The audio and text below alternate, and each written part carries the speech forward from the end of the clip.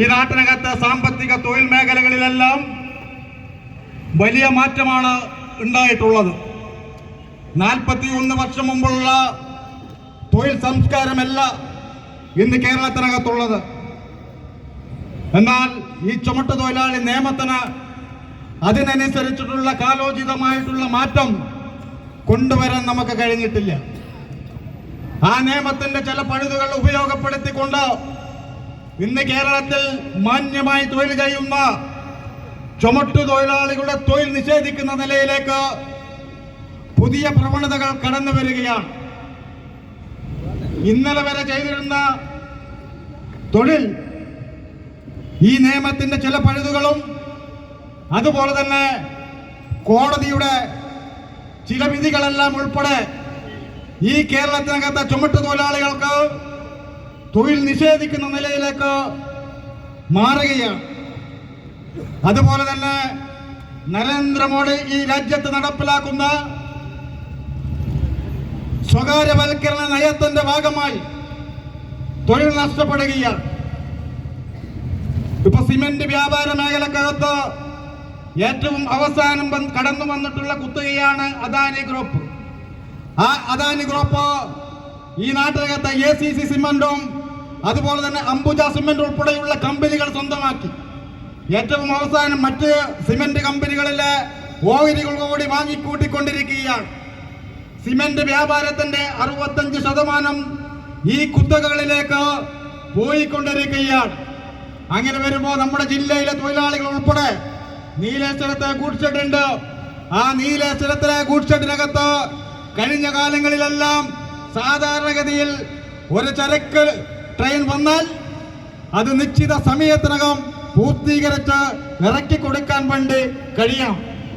അല്ലെങ്കിൽ തൊഴിലാളികളുടെ കാരണം കൊണ്ടാണ് ആ തൊഴിൽ ഇറക്കുന്നത് വൈകുന്നതെങ്കിൽ തൊഴിലാളികളിൽ നിന്ന് ഡാമേജസ് ഈടാക്കും.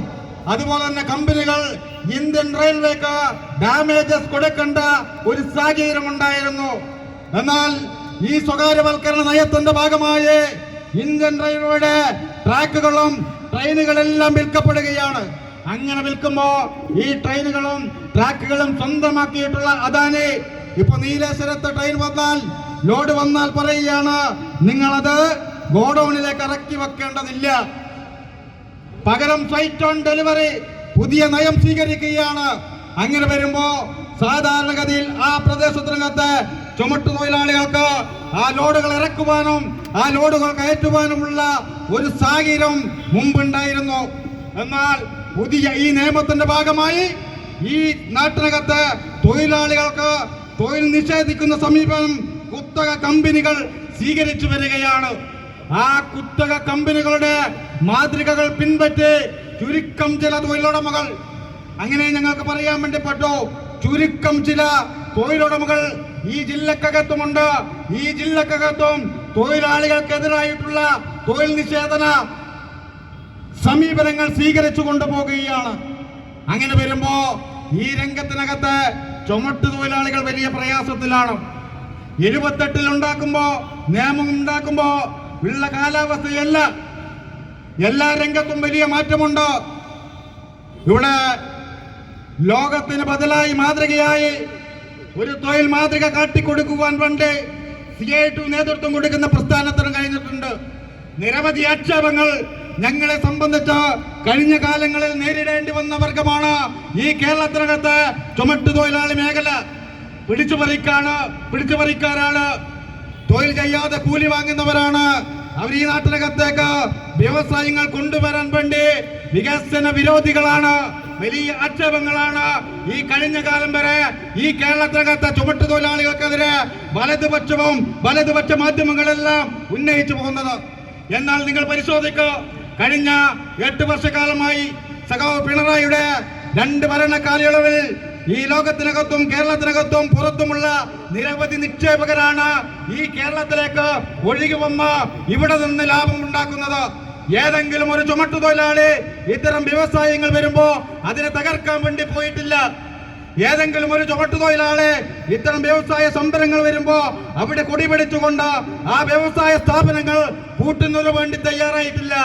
വ്യവസായങ്ങളെ സ്വാഗതം ചെയ്യുകയാണ് ഈ നാട്ടിനകത്തെ തൊഴിലാളികൾ ചെയ്തിട്ടുള്ളത്. ആ പുതിയ മാതൃകകളാണ്. ചിലപ്പോൾ കഴിഞ്ഞ കാലങ്ങളിൽ ചില തെറ്റായ പ്രവണതകൾ ഈ മേഖലക്കകത്തുണ്ടാകും.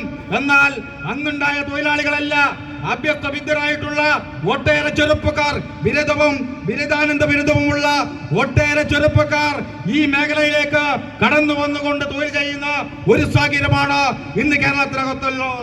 ആ തൊഴിലാളികളെയാണ് തൊഴിൽ നിഷേധത്തിന്റെ മറവിൽ ഇവിടെ നിന്ന് ഇല്ലായ്മ ചെയ്യുന്നതിന് വേണ്ടി ചില ശക്തികൾ ശ്രമിച്ചുകൊണ്ടിരിക്കുന്നത്. ഈ ചുമട്ട് തൊഴിലാളികൾ ആ തൊഴിൽ മാത്രമാണോ? ഈ കേരളത്തിനകത്തെ സാമൂഹ്യ സേവന ജീവകാരുണ്യ മേഖലകളിലെല്ലാം കൃത്യമായി ഇടപെടൽ നടത്തി മുന്നോട്ട് പോകാൻ വേണ്ടി നമുക്ക് കഴിഞ്ഞിട്ടുണ്ട്. അതുകൊണ്ട് ഞാൻ ദീർഘിപ്പിക്കുന്നില്ല.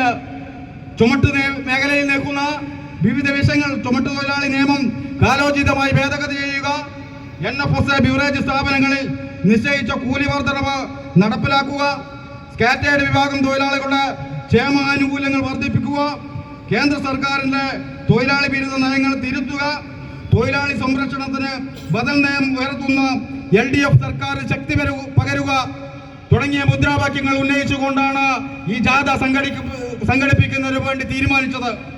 ഈ ജാഥ ഉദ്ഘാടനം ചെയ്യുന്നത് CITUവിന്റെ സംസ്ഥാന പ്രസിഡന്റും മുൻ തൊഴിൽ വകുപ്പ് മന്ത്രിയും ഞങ്ങളുടെ യൂണിയന്റെ സംസ്ഥാന പ്രസിഡന്റ് കൂടിയായിട്ടുള്ള ആദരണീയനായ സഖാവ് TP രാമകൃഷ്ണൻ MLA അവർക്കാണ്.